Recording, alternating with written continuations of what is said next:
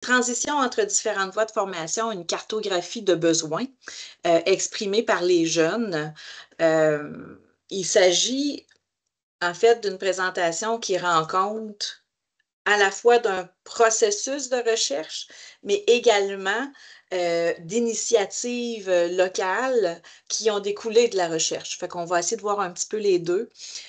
Donc, le plan du webinaire, on va d'abord prendre quelques minutes pour s'intéresser à la transition entre FP, FGA et pré-DEP. On va ensuite aller voir au niveau des besoins des jeunes en soutien aux transitions. Alors, on le verra, mais leur perspective, hein, de quoi moi j'ai besoin pour m'aider dans ma période de transition. On ira ensuite faire une mise en relation avec un modèle existant de transition qui est le modèle de Klerk, de même qu'avec différentes dimensions de la transition pour finalement aller explorer certaines initiatives inspirantes. Je pourrais vous en dire plus à ce moment-là avec une brève conclusion. L'idée aujourd'hui, c'est de, oui, regarder ces contenus-là, voir comment on peut les utiliser, mais ultimement avoir un temps d'échange entre nous pour répondre aux questions là, qui pourraient émerger. Donc, il y a un temps de prévu à la fin pour les questions. Cela dit, si durant la présentation, il y a quelque chose vraiment qui questionne, qui suscite l'intérêt, pour lequel ça manque d'approfondissement, n'hésitez pas là, à le mentionner pour qu'on puisse répondre à cette interrogation-là, puis qu'on reste actif là, dans tout ce beau projet. On va d'abord débuter par une petite question que je vous pose sur la transition. Pour se mettre dans le bain, pour se mettre dans l'ambiance. Alors, je vous invite à aller sur menti.com. Vous avez le code. Je vais juste aller m'assurer de mon côté que ma page est ouverte. Elle l'est. C'est parfait. Si vous deviez trouver un synonyme au concept de transition, alors, imaginez que vous parlez à des jeunes ou à votre famille, puis que vous voulez leur dire, oui, mais la transition, c'est... Quel mot utiliseriez-vous pour le concept de transition? Alors, menti.com, le code 74235752.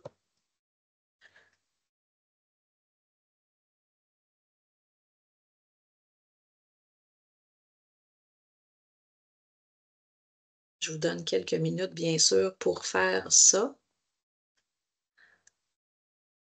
Madame Gagné, est-ce que vous voyez mon PowerPoint ou vous voyez mon menti en ce moment? Je vois votre menti. Les gens Excellent. écoutent et participent, ça va bien. C'est Merci. parfait. Je voulais être sûre qu'on avait...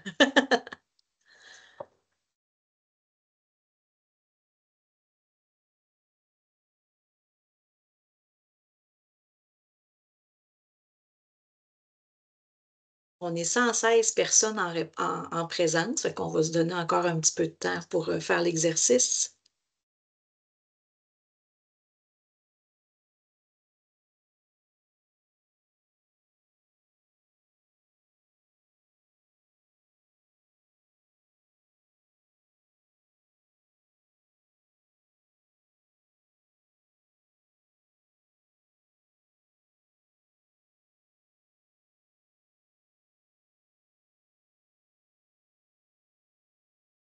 Je pense qu'on peut amorcer notre discussion avec ce qu'on voit là. Vous pouvez continuer à répondre. Vous voyez que tout ça se fait en direct. Un synonyme au concept de transition. Je trouve ça vraiment intéressant, les mots que vous mettez de l'avant. Puis, je vais prendre le temps de les nommer, puis je pense qu'on va ressortir ces mots-là à la fin de notre rencontre aujourd'hui. Il y a la notion de changement, de passage, d'adaptation, d'évolution et de passerelle. Si je me fie à ce qui a été le plus souvent évoqué, là, on est dans ces mots-là. Mais on voit aussi processus, nouveau départ, nouveauté, cheminement, transformation, avancement, passage, concertation, collaboration, évolution, intime. Cela, je serais curieuse de savoir le sens derrière. Peut-être que c'était deux mots. Tremplin, pont à venir, étape continuelle, continuité. Continuelle, intéressant. Continuité. Progression, défi. Étape de passage, préparation, futur, saut. Rupture, intéressant ça aussi. Rituel, complémentarité, adaptation, harmonie et changement. Je pense que déjà, ça nous met dans le bain pour, d'entrée de jeu, reconnaître qu'une transition, c'est important dans la vie des étudiants, euh, qu'on soit sous l'angle du changement, du passage, de la passerelle, du départ, du nouveau départ ou de la rupture. On est nécessairement devant une adaptation qui est importante. Fait que je trouve que vous avez vraiment très bien mis la table pour ce qui s'en vient. Je vais retourner au PowerPoint. Fait qu'en principe, on voit le PowerPoint? Non, pas Madame? encore. Pas encore? Non, pas encore. On voit votre page du Menti. OK. Bon, attendez un peu. On va arranger ça. Là, c'est correct de notre côté. Ah! Parfait. On le reprend. Désolée. Il n'y a pas de problème. Il y a toujours un petit délai. Alors, si on s'en va au niveau de la transition, particulièrement en formation professionnelle, en formation générale des adultes, puis au pré-DEP,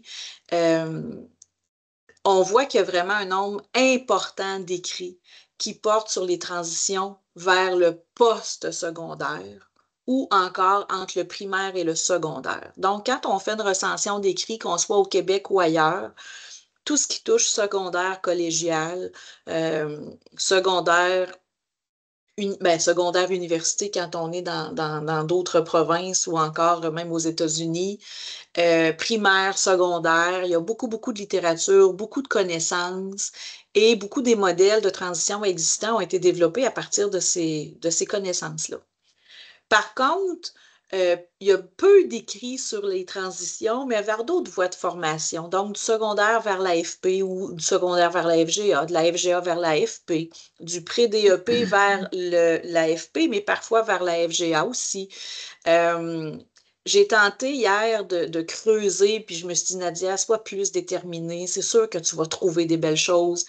On voit des cas d'exception où on questionne des jeunes, notamment sur leur transition. Je vous donne un exemple. J'ai déniché hier un texte que je ne connaissais pas, qui est sorti en 2023, qui parlait de la transition de la formation générale des adultes vers le collégial. Je dis, ah, OK, une nouvelle information. Mais ça ne nous dit quand même pas comment ça s'est passé, cette transition-là, en formation générale des adultes. Alors, c'est comme s'il y avait un pan de voies de formation disponibles où il y a encore beaucoup à construire pour bien comprendre le processus de transition dans ces voies de formation, puis les particularités aussi que cela peut entraîner. C'est d'autant plus étonnant, puis je dirais d'autant plus nécessaire de s'y intéresser, qu'on reconnaît qu'il y a de plus en plus de parcours qui sont non linéaires. C'est-à-dire que, effectivement, on a longtemps étudié les parcours et les transitions linéaires, donc du secondaire vers le collégial vers l'université, le primaire vers le secondaire. Mais les parcours linéaires sont en mouvance, en fait. On voit de plus en plus de parcours marqués par des interruptions, par des réorientations. Déjà en 2010, Molga et Larose-Hébert en faisaient mention. C'est encore aussi vrai en 2017. On estime même qu'un élève sur 5 a un parcours qui est non linéaire. Alors, c'est pas marginal. Je pense qu'il faut y porter attention. On sait aussi que les parcours non linéaires sont particulièrement présents chez des élèves qui ont des besoins éducatifs particuliers.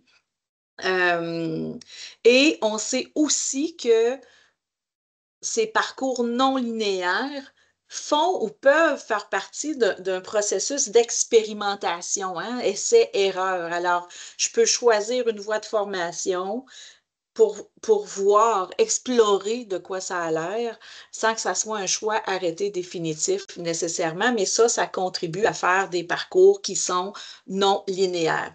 Donc, devant autant de parcours non linéaires, c'est encore plus important de s'intéresser aux différentes voies de formation quand on s'intéresse aux transitions. Je vous ai sorti quelques données aussi intéressantes. L'accès au collégial, où on met en évidence que l'accès au collégial est influencé par le type de regroupement au secondaire.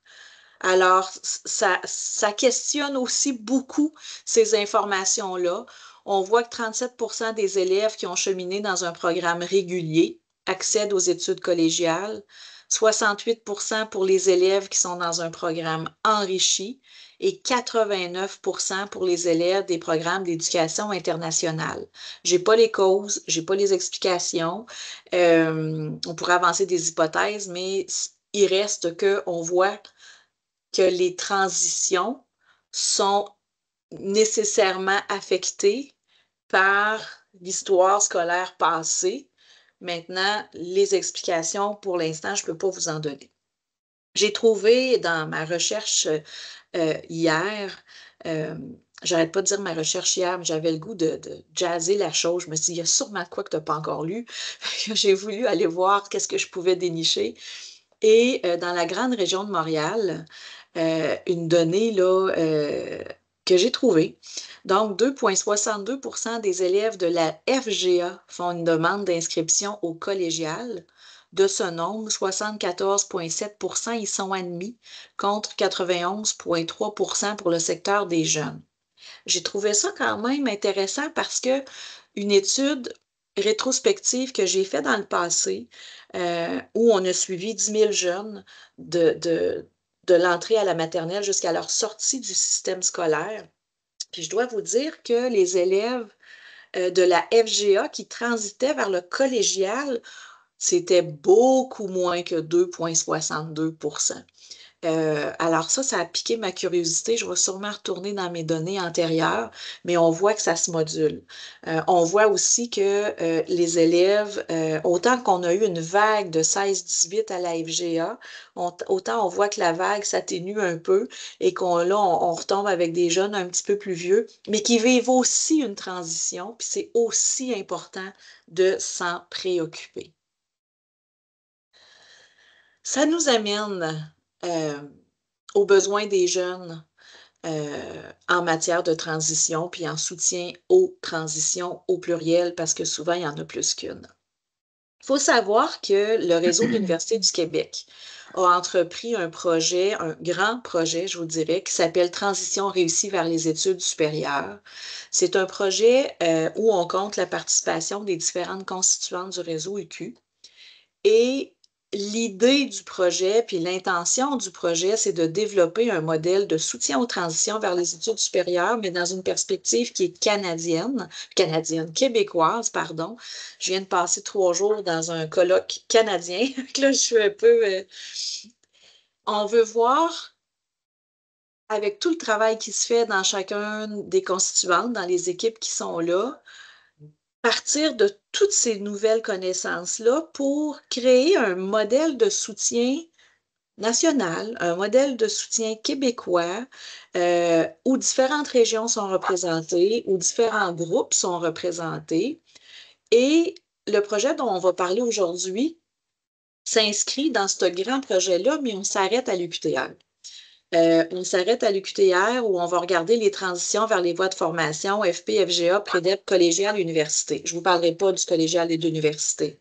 Mais la posture de l'UQTR dans ce projet-là, c'était justement de dire il y a des trajectoires qui sont non linéaires. On a des jeunes qui partent du secondaire vers la FP, vers la FGA, vers le Prédep. Il faut s'y intéresser. On n'a pas le choix que de s'y intéresser. Alors, nous, on a choisi non pas de mettre l'accent sur le collégial et l'université, même s'ils font partie de nos préoccupations, mais vraiment mettre l'accent sur la transition qui se vit dans les autres voies de formation. Je ne suis pas seule. Dans l'équipe, je trouve ça important de vous présenter l'équipe de recherche. On travaille fort ensemble, on a une belle chimie ensemble. Donc, Lisanne Saint-Vincent, qui est à gauche de la photo, qui est professeure à l'Université du Québec à Trois-Rivières. J'imagine que vous entendez un chien japper, hein? Entendez-vous un chien? Oui, hein? C'est pas, on l'entend légèrement. C'est pas perturbateur pour le moment. OK, Ça va parfait. bien, ça va bien, ça va très bien. Je vais vous faire sourire, mais j'ai hérité d'un petit chien, tout petit, qui était le chien de ma maman. Puis j'ai un voisin qui a un giga chien qui vient chez nous déranger le petit chien. Fait que c'est ça qui se passe en ce moment. C'est presque une forme d'intimidation, je dois vous le dire. Donc, on a Lisanne Saint-Vincent qui est professeure à l'UQTR qui est là. On a Caroline Durand-Lot qui est professionnelle de recherche avec moi, qui a une longue expérience au niveau communautaire puis dans l'accompagnement des jeunes en difficulté. David Barry qui est à ma droite, qui est conseiller d'orientation de formation professionnelle de recherche également. Donc, qui arrive aussi avec une super belle perspective dans l'équipe. Euh, et c'est ensemble qu'on fait le travail entourant les transitions. Caroline et moi étant beaucoup plus près de FP, FGA et pré-DEP, Lisanne et David étant plus près du collégial et de l'université, mais je trouvais important de vous parler de notre équipe. Alors, le contexte de l'étude à l'Université du Québec à Trois-Rivières, la première intention, je vous dirais, était vraiment de valoriser les différentes trajectoires qui peuvent mener aux études supérieures. On est vraiment dans une posture où la transition est un processus, vous l'avez nommé, c'est un processus, c'est un cheminement, c'est un passage. Et ce passage-là ne se limite pas que secondaire collégial. Il y a tout un univers de possibles, puis on voulait vraiment mettre de l'avant ces possibilités-là. Euh, et les valoriser parce qu'elles sont tous adéquates. Il n'y a pas une voie de formation qui, dans notre projet, est perçue comme étant supérieure à un autre, loin de là.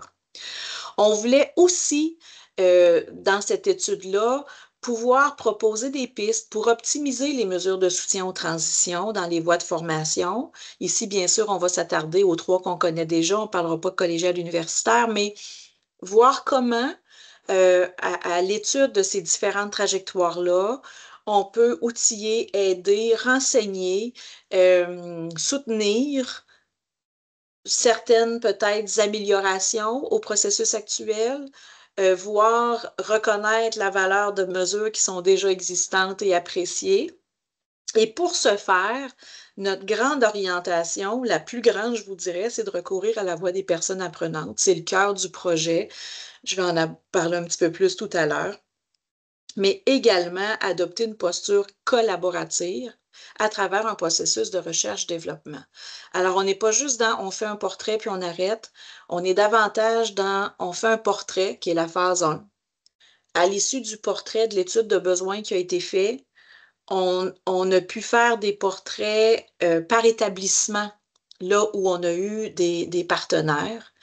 Euh, et chaque établissement pouvait ensuite se féliciter pour les mesures perçues comme étant porteuses par les jeunes, puis en même temps réfléchir à améliorer les mesures ou les besoins qui n'étaient pas répondus. Euh, Quand je vous parle de partenaires, je parle de centres de services scolaires, bien sûr, je parle de Carrefour Jeunesse Emploi, vous allez voir pourquoi tout à l'heure. Je parle d'université et de collège, de même que de table de l'éducation. Alors, pourquoi s'être intéressé à la voix des jeunes ou à la voix des personnes apprenantes? En anglais, là, c'est le grand courant Pupils Voice. Euh, d'une part, c'est que la recherche démontre, là, vous avez Rousseau sous presse, c'est juste que je viens de faire une méta-analyse sur la thématique, méta-synthèse, je devrais dire, sur la thématique. On voit que lorsqu'on mobilise la voix des élèves, à différents égards, hein, pour trouver des solutions à des problèmes qui sont rencontrés, pour nous aider à comprendre une situation, non pas la résoudre, mais bien la comprendre. Euh, la voix des élèves, elle est utilisée en soutien notamment à la planification. Si j'ai à planifier pour une diversité d'élèves, dont des élèves pour qui je détiens peu d'informations ou j'ai pas d'expérience concrète. Prenons par exemple des élèves réfugiés. Je sais pas c'est quoi un élève réfugié, je connais pas sa réalité. Ben, la voix des élèves, c'est de leur donner une voix pour m'aider à comprendre la réalité des personnes réfugiées pour ensuite planifier et prendre en considération ces réalités-là. Alors, il y a beaucoup d'exemples d'utilisation de la voix des élèves dans la pratique. Euh, et de plus en plus, au plan de la recherche, il y a beaucoup d'espace pour la voix des personnes apprenantes. Alors, on s'est vraiment inscrit dans ce courant-là. Donc, on sait que lorsqu'on utilise la voix des élèves, on constate donc qu'il y a un engagement scolaire et une motivation accrue. Les jeunes sentent qu'ils font partie du processus, ça les motive à s'engager davantage. On sait aussi que ça contribue aux apprentissages, euh, de même qu'au développement d'une pensée critique et de compétences communicationnelles accrues. Alors, ce sont de belles retombées. On parle aussi de promotion de la démocratie et de la participation citoyenne, euh, de climat de classe plus positif, des relations positives, oui, et collaboratives, mais pas que entre pairs, mais bien entre pairs et entre adultes, que ce soit l'enseignant ou un autre adulte au sein de l'institution scolaire, et également d'une préparation à la vie adulte. Alors, les retombées sont vraiment riches.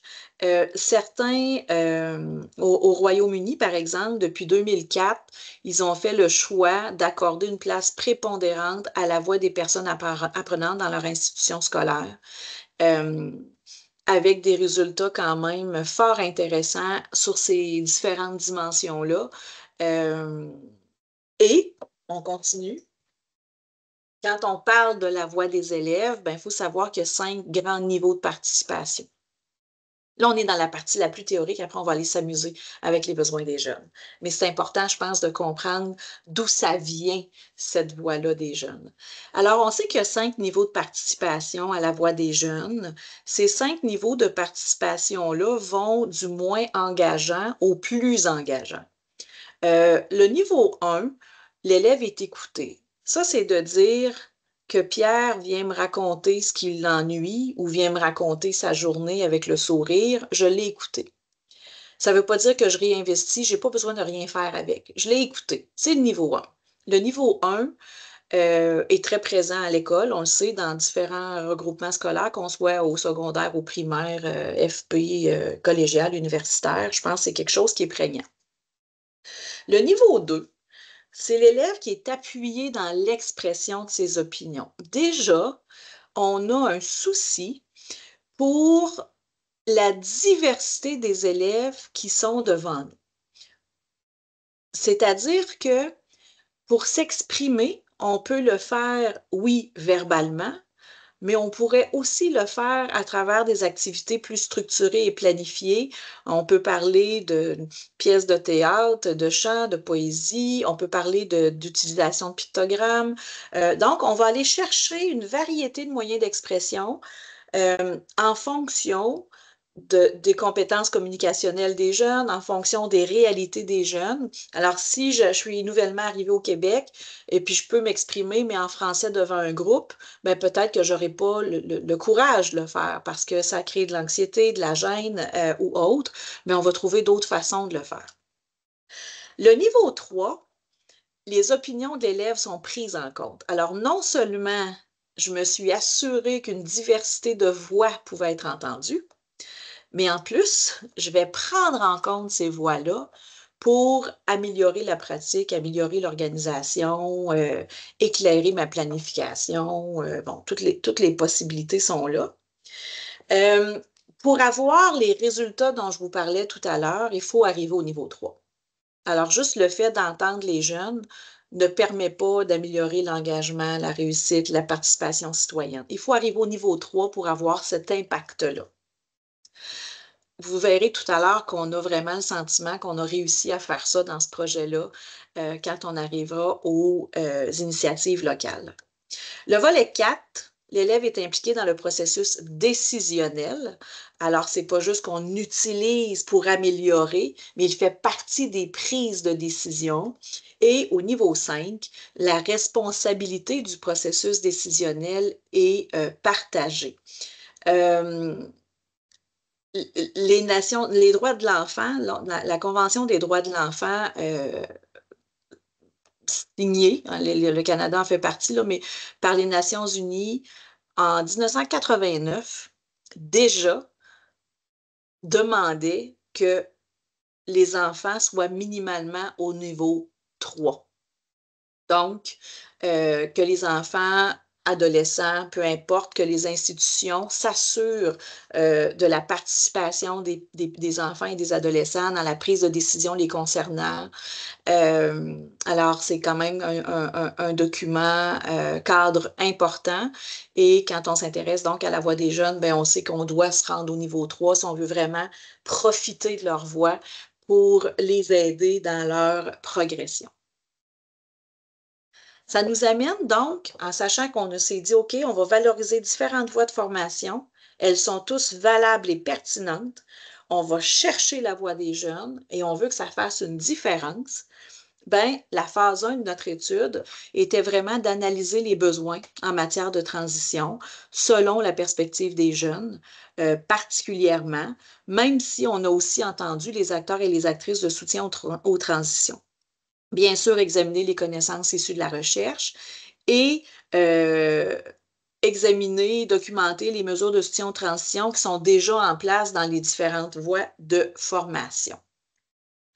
À la phase 1, une phase qui est terminée, c'est le fruit de cette phase-là qu'on va discuter aujourd'hui, bien, on a pu rencontrer 26 acteurs et actrices de soutien aux transitions. Ce sont des rencontres d'environ 90 minutes, mais on a aussi rencontré 112 personnes étudiantes ou élèves.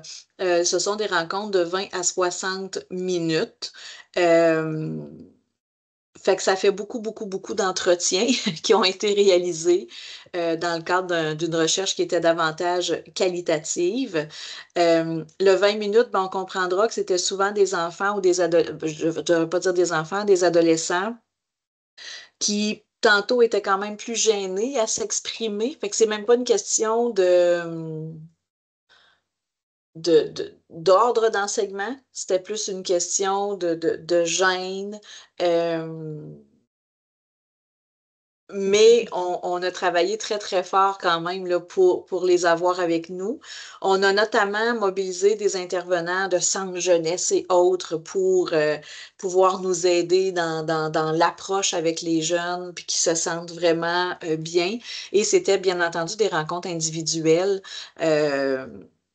qui ont été réalisées, mais quand même à travers des outils promotionnels, avec des visuels, avec une diversité de jeunes. Alors, on a vraiment travaillé très, très fort pour avoir justement cette diversité de personnes qui venaient nous rencontrer. J'ai cru voir presque une question. Est-ce que ça se peut? Non, Nadia, j'allais dire une unicité, chaque personne était unique dans son introversion, son extrovertie, tu sais. Tout à Donc, fait. j'entends bien qu'il y avait des profils assez différents. Oui, puis je vais même en profiter pour dire, on avait donc à l'intérieur de tout ça des jeunes qui étaient effectivement au pré-DEP, des jeunes qui étaient au DEP, à la FGA. Là où on a eu le moins de participants, c'est l'universitaire. On en a eu quand même quelques-uns, là, mais c'était pas la masse critique. Puis on a eu aussi des jeunes qui vivaient une transition, mais qui étaient soutenus par les Carrefour Jeunesse Emploi dans le processus de transition. Fait que ça nous amenait aussi une autre perspective, je vous dirais, là, sur leur expérience. La phase 2, qui vient de se terminer, en fait, là, 23-24, c'est là où on était vraiment au niveau 3, c'était de dire, OK, les participants rencontrés ont évoqué tel et tel besoin. Les jeunes pouvaient aussi se prononcer sur des pistes ou des stratégies de soutien qu'ils appréciaient, mais ils pouvaient aussi nous faire des suggestions de pistes qu'ils aimeraient ou qui pourraient répondre à leurs besoins. Alors, on a rencontré les milieux participants avec un profil individuel. qui pouvait dresser les grandes lignes en termes de les besoins les plus importants dans leur milieu, les suggestions des jeunes pour apporter des pistes d'amélioration et les milieux, à partir de ça, pouvaient, dans la prise de décision, apporter des nuances, apporter de nouvelles pratiques, changer, bonifier, réinventer. Et on a pu faire un suivi auprès de ces milieux-là pour voir est-ce que ces retombées-là semblaient avoir été, encore une fois, marquantes pour les jeunes. Puis je vous donnerai tout à l'heure quelques initiatives inspirantes. C'était la partie la plus théorique de notre rencontre. On était au niveau des assises du projet. Alors, on va commencer à rentrer dans le crunchy. Je vais juste me permettre d'aller changer ma page parce que vous ne pourrez pas y accéder. Voilà. Je reviens à l'autre PowerPoint pour que vous ayez les informations. Alors, selon vous, de quoi ont besoin les élèves de la FGA, de la FP ou du PREDEP pour mieux vivre la transition? Alors, toujours sur menti.com, le code est inscrit dans le bas de la diapo. De quoi ont besoin les élèves de la FGA, de la FP ou du pré-DEP pour mieux vivre la transition? Alors, fiez-vous à toutes vos observations pour nous partager vos réponses.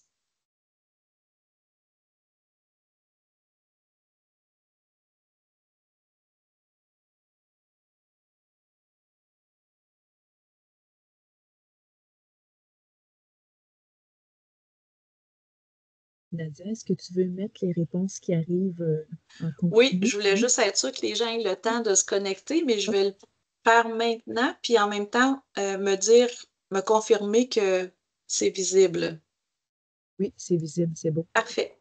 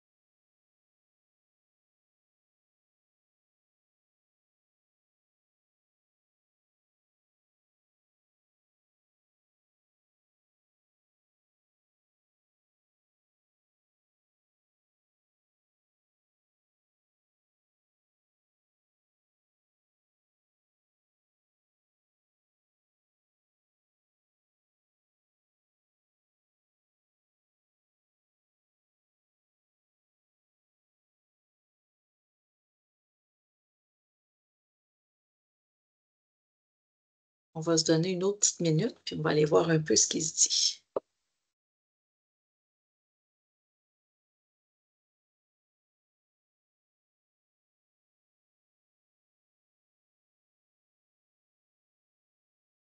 De quoi ont besoin les élèves pour mieux vivre la transition? Bien, on voit bien accompagnement, une trajectoire claire, accompagnement, renseignement, proximité, je vois personnalisation, souplesse de l'école, meilleure communication entre le secteur jeune et adulte, le soutien dans toutes les sphères de vie, accompagnement, adapté à leur vitesse, bonne compréhension des attentes, aide financière, parcours diversifié,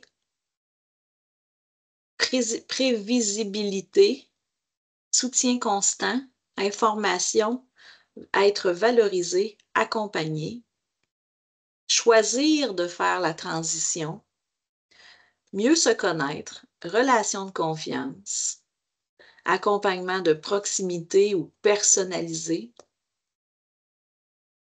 connaissance du milieu,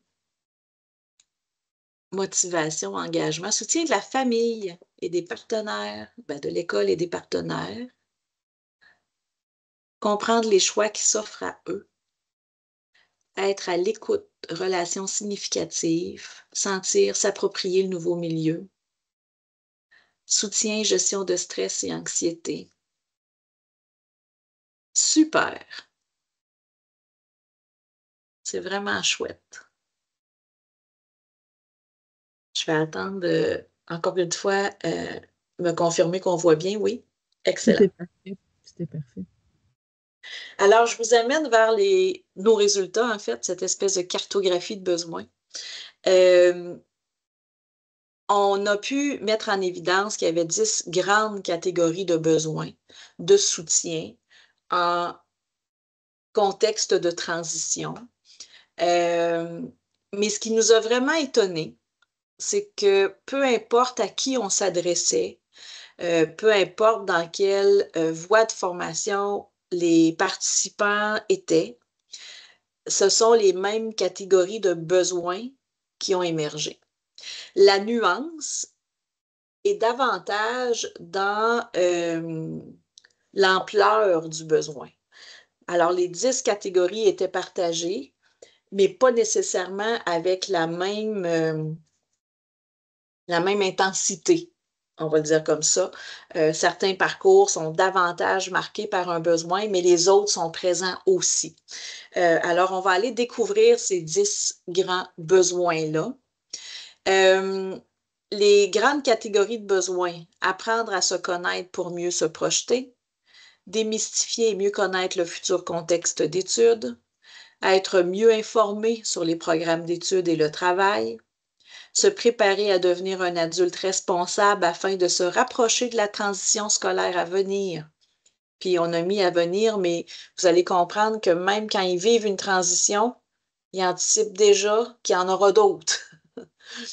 Apprendre à gérer l'incertitude, l'anxiété et les sources de stress, avoir les ressources financières pour se concentrer sur ses études, établir des liens significatifs et appartenir à une communauté, s'approprier le métier d'étudiant, parvenir à concilier les études, le travail et parfois la famille, bénéficier de soutien scolaire et de mesures d'adaptation. On a fait l'exercice sur cette question d'intensité. On a fait l'exercice pour identifier est-ce qu'il y a des catégories de besoins qui sont particulièrement prégnantes chez un groupe de jeunes. Alors, vous voyez que apprendre à se connaître pour mieux se projeter, démystifier, mieux connaître le futur contexte d'études, être mieux informé, puis bénéficier d'un soutien scolaire ou de mesures d'adaptation, c'est 4 besoins où les jeunes inscrits dans des programmes de pré-DEP étaient particulièrement sensibles. On voit que pour la FGA, on a apprendre à se connaître pour mieux se projeter, les ressources financières, des liens significatifs, parvenir à concilier travail et famille ou travail-études et gérer l'incertitude, l'anxiété, les sources de stress. Alors que pour le DEP, on est davantage dans la préparation à devenir un adulte responsable, le métier d'étudiant et la conciliation. J'ai oublié la gestion de stress. Encore une fois, ça ne veut pas dire que les autres besoins ne sont pas là. Ça veut juste dire que c'était des besoins particulièrement forts auprès des jeunes qu'on a rencontrés. D'ailleurs, je fais un petit pas de côté pour vous dire que l'exercice de cette recherche-là a mené au développement d'un questionnaire où on a pu aller faire des portraits personnalisé d'établissement, je dirais, là. C'est surtout le collégial et l'université qui l'ont demandé. Puis on voit que la région où habitent les jeunes peuvent avoir une incidence aussi sur la prégnance d'un besoin par rapport à un autre. On le fait également dans certains centres de services auprès exemple, un centre de FP très récemment, dans un centre de services FP, FGA, puis une autre voie, mais dont j'oublie le nom, là, qui n'était pas FMS-FPT, là, qui était autre chose. Alors, ils ont pu avoir leur propre portrait aussi, mais savoir donc qu'en fonction de nos contextes respectifs, la prégnance d'un besoin sur un autre peut être modulée. Mais c'est les grandes lignes qui se dégageaient pour nous. Le premier besoin, apprendre à se connaître pour mieux se projeter, ben, on est vraiment dans un constat fort. Les jeunes nous disent ne pas se connaître. Ils ont l'impression que leur méconnaissance rend difficile la construction d'un projet d'orientation. mais aussi un projet qui est en cohérence avec eux, avec leur intention ou leur intérêt, et non pas un programme ou une orientation qui est le fruit de propositions d'autres personnes, notamment les parents, mais pas que les parents. S'engager dans un processus de connaissance de soi, intérêts, valeurs, aptitudes, personnalité et d'orientation scolaire sont pour eux importants. C'est un besoin qu'ils ont. Leur capacité d'introspection, l'exploration des intérêts professionnels, mais aussi la confrontation de leur conception ou de leur croyance des métiers avec la réalité. Dans les éléments qui ont été très appréciés par les jeunes participants, donc des coups de cœur, c'était lorsqu'on pouvait leur offrir vraiment un atelier de connaissance de soi. Pour eux, c'était vraiment porteur. Tout ce qui s'appelait stage ou élève d'un jour pour se connaître. C'est quand même intéressant. C'est pas pour connaître le programme dans cette visée-là. C'est pour être confronté à une réalité puis voir, ah oui, ça rejoint mes intérêts. Ça, je connais ça. Je serais bien là-dedans comme personne ou pas. Ils nous ont parlé de leur souhait de vivre un processus d'orientation court, moyen, long terme, donc pour les aider dans ce choix-là. Et pour la FGA, l'appréciation des cours EVR, un espace qui aide à apprendre à mieux se connaître.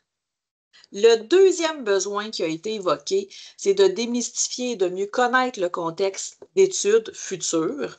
Alors, on est dans la connaissance de ce milieu-là, mais beaucoup dans sa structure, son fonctionnement.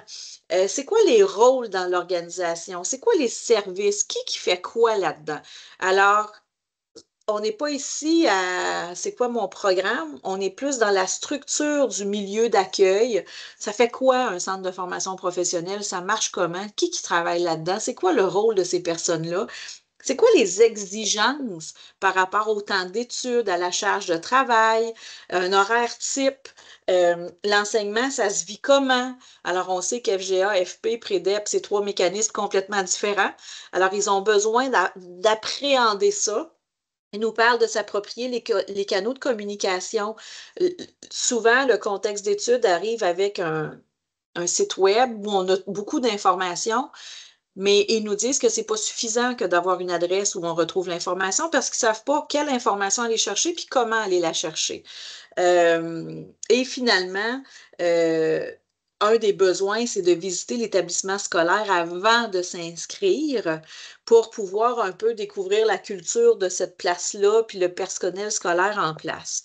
À ce titre, dans les éléments qui sont vraiment très appréciés des élèves, on a souvent nommé tout ce qui s'appelait étudiants d'un jour et visite d'établissement, notamment dans les carrefours jeunesse-emploi où il y a beaucoup de ce type d'activités-là. Certains centres de FGA aussi avaient ce type d'activité-là. On a beaucoup aussi apprécié ou ce qui nous suggérait en fait des espèces de brigades de services offerts, donc des anciens qui viennent expliquer le nouveau milieu, comment ça fonctionne, est donc vécu par des anciens élèves qui ne sont plus nécessairement dans cette voie de formation-là, mais qui ont passé par là. Être mieux informé sur le programme d'études et le travail. Ici, on est vraiment dans découvrir l'univers des possibles, donc un éventail de métiers, de professions, de programmes d'études. Incluant l'AFP, il n'est pas anodin.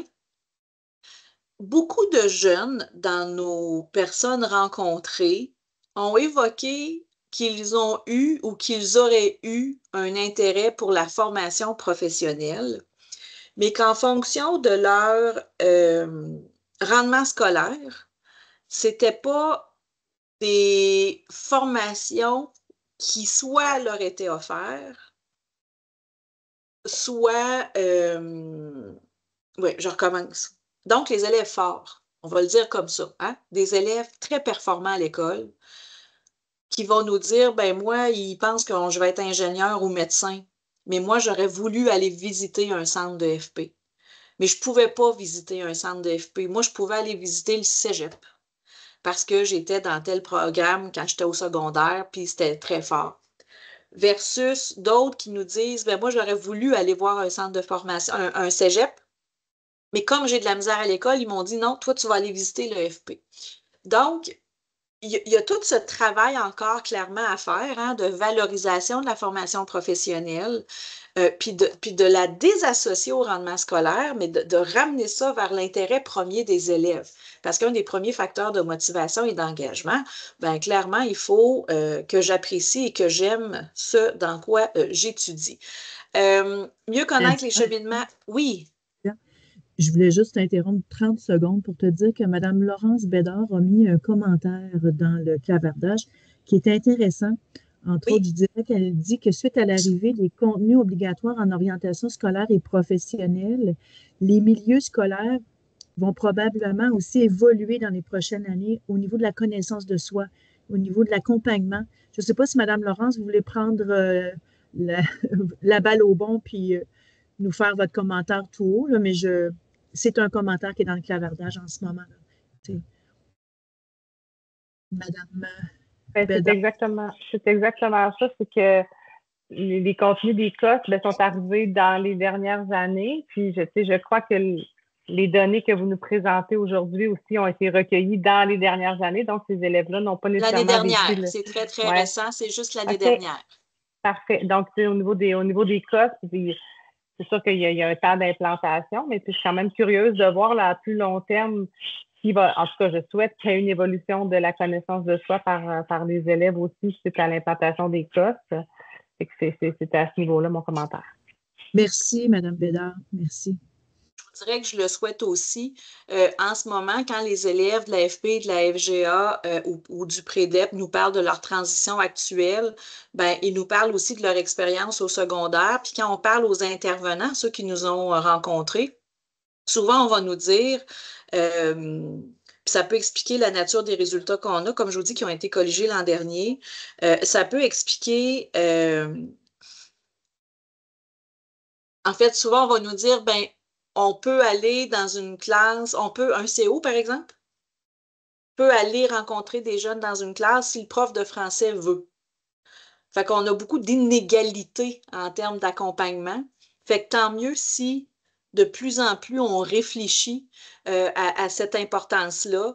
C'est pour ça, tantôt, je nommais EVR. EVR était quand même quelque chose qui est assez récent, mais clairement très apprécié à la FGA. Mais on voit qu'il y a encore du travail à faire pour la connaissance de soi, pour connaître les cheminements alternatifs, pour valoriser la formation professionnelle. Puis que ça ne soit pas un choix en dépit, hein? Que ça soit un choix réellement fondé. Mais oui, il faut que ça évolue. C'est ce qu'on souhaite. Dans cette catégorie de besoins-là, ben, c'est sûr que les jeunes aiment beaucoup tout ce qui s'appelle les visites dans les milieux de formation. On n'est pas dans étudiant d'un jour, mais on est plus dans stage d'un jour. Aller rencontrer des travailleurs, des travailleuses qui parlent de leur métier.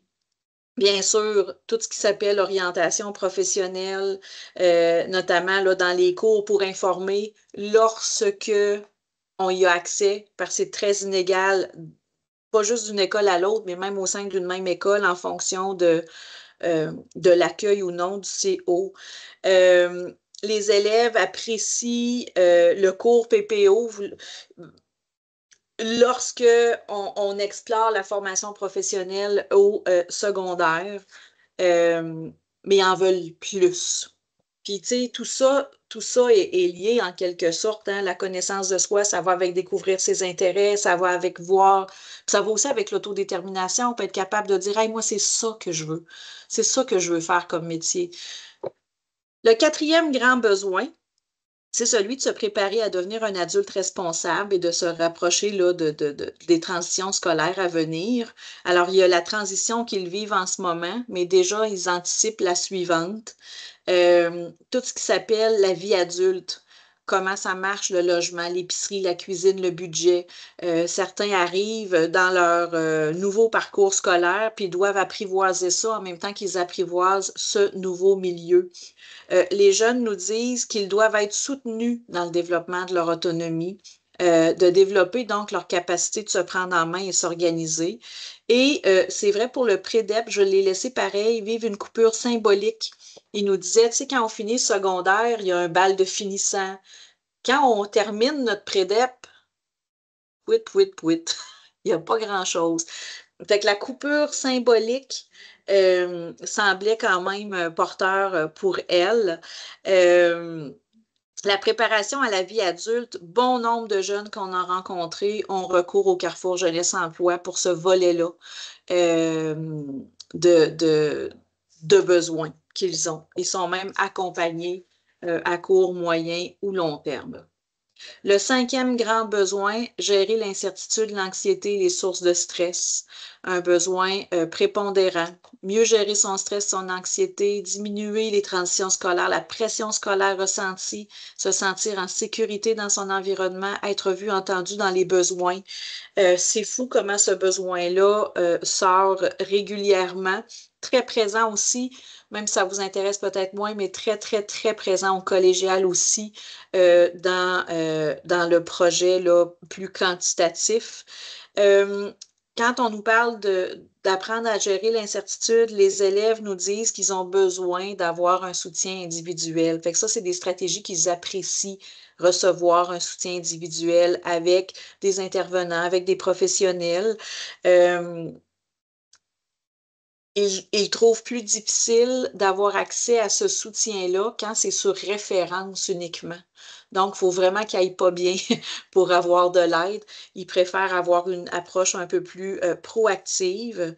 Les jeunes nous disent aussi apprécier lorsqu'il y a des ateliers qui sont offerts sur ces questions-là ou lorsque d'anciens élèves viennent également parler du stress ou de l'anxiété qu'ils ont pu vivre dans une transition, puis les rassurer sur ce qu'ils vivent en ce moment.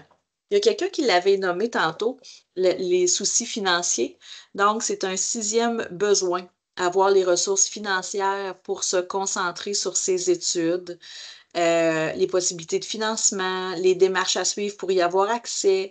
C'est pas assez de savoir que je peux faire une demande de fonds. J'ai besoin d'être accompagnée pour la faire, cette demande de fonds-là. C'est très, très clair dans les propos des jeunes. Donc, tout ce qui s'appelle prêts et bourses, tout ce qui s'appelle soutien financier d'Emploi Québec. Certains chanceux nous disaient, nous, nos frais de scolarité sont payés par des employeurs, donc l'AFP qui vient payer la formation de certains jeunes. Des jeunes qui nous disaient qu'ils pouvaient avoir un soutien ponctuel pour l'épicerie ou pour l'essence. Ça aussi, c'était des trucs qu'ils appréciaient beaucoup. Dans le EVR, certains appréciaient le fait qu'on avait un volet qui touchait l'éducation financière, mais ça ne semblait pas être partout où on offrait ce volet-là. Nadia, oui, j'interromps encore une petite minute. problème. Il y a une question dans le clavardage. Pourriez-vous en fait clarifier ce qu'on entend par pré-DEP, juste pour être tous au même endroit, là? Oui, c'est chez nos partenaires, en fait, et chez les participants, et chez participants adultes et jeunes, ce sont donc des milieux qui offrent les matières de base, français, maths, anglais, comme qui sont prérequis à l'entrée à la formation professionnelle. Alors, on est plus dans une démarche individuel. Alors, un jeune pourrait avoir à faire ses maths, un autre ses maths, son français, son anglais, dépendamment du DEP choisi. Mais c'est vraiment centré sur les matières de base dans les contextes qu'on a rencontrés, puis je ne peux pas prétendre qu'il n'existe pas d'autres formules. Les liens significatifs avec la communauté sont aussi au cœur des besoins des jeunes. Tout ce qui s'appelle sentiment d'appartenance, la relation humaine, avoir des liens, avoir un réseau d'amis, avoir des activités sociales. Alors, il y a beaucoup, beaucoup, beaucoup de choses. Sortir de l'isolement, qui est encore plus vrai chez des élèves qui, notamment, changent de région, font un retour aux études. Alors, c'était très, très fort comme catégorie de besoins. Euh, Dans les jeunes, les suggestions qu'ils faisaient à cet effet-là, ben, ils nous ont parlé d'activités parascolaires, que l'activité parascolaire, ben, ça peut permettre de développer un cercle social. Ils nous ont parlé des journées d'accueil, qu'une journée d'accueil où il y a plusieurs activités d'organiser, où on ne fait pas juste visiter des classes, là, où il y a des activités d'organiser, ça aide à faire le maillage. Euh, des rencontres de petits groupes, ça nous permet de créer certains liens plutôt que juste être en grand groupe. Euh, Fait qu'on voit qu'il y avait vraiment une préoccupation à cet effet-là. Le métier d'étudiant, c'est peut-être ce que moi j'entends le plus quand j'interviens avec des gens adultes, puis je leur demande c'est quoi, selon toi, le plus grand besoin en soutien aux transitions. C'est pas ce que vous avez nommé tantôt dans notre petit jeu, mais on entend beaucoup, beaucoup toute la question du métier d'étudiant. Donc, prise de notes, routine, les méthodes de travail, la capacité attentionnelle, les exigences du nouveau contexte. Alors, tout ça fait partie de s'approprier le métier d'étudiant. Encore une fois, dans les stratégies en place, très appréciées, toujours le VR à la FGA qui a été nommé. Le soutien pour organiser notre horaire, quand il y a un conseiller, une conseillère à la réussite ou un autre intervenant qui nous aide à organiser notre horaire, pas juste notre horaire de cours, mais notre horaire de cours, d'études, c'est très apprécié. Euh, on nous a aussi parlé parfois d'entrée progressive pour un retour aux études, réapprivoiser le monde scolaire. Ça faisait partie des stratégies qui étaient appréciées.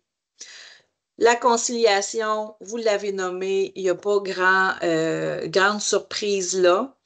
Euh, pour aider cette conciliation-là, les jeunes suggèrent l'adaptation à leur horaire en fonction de leurs besoins. Parfois, ça peut être de commencer la journée un petit peu plus tard parce qu'on a des enfants à les porter à la garderie, euh, finir plus tôt pour d'autres raisons. Alors, il y a tout un souhait, je vous dirais, là, de flexibilité et de prise en compte de besoins individuels. La dernière catégorie, elle est très spécifique ou plus spécifique. C'est vraiment d'adapter le parcours à des besoins et des défis particuliers. Euh, Ce n'est pas que des jeunes qui avaient des problèmes connus qui l'ont nommé, mais c'est quand on nous dit, nous, on a besoin d'un petit peu plus. Hein? Oui, être accueillant, oui, répondre à tel besoin, tel autre et tel autre, mais on a aussi besoin de mesures d'adaptation. Et à cet effet-là, toute la dimension de la proximité a été nommée comme étant quelque chose qui était très aidant, un lien de proximité avec le personnel scolaire ou avec les élèves, l'accessibilité aux professionnels de l'école ou du centre était nommée comme stratégie gagnante chez les jeunes. On a évoqué aussi dans les stratégies gagnantes de faire connaître l'ensemble des ressources disponibles dans les classes avant qu'on en ait besoin. Donc, il y a vraiment une tournée des ressources, qu'on apprivoise les personnes qui peuvent venir nous aider quand le besoin se présentera, faisait partie des solutions proposées. Donc, 10 grandes catégories de besoins. Je vais aller ici rapidement avec le modèle adapté de Nicholson.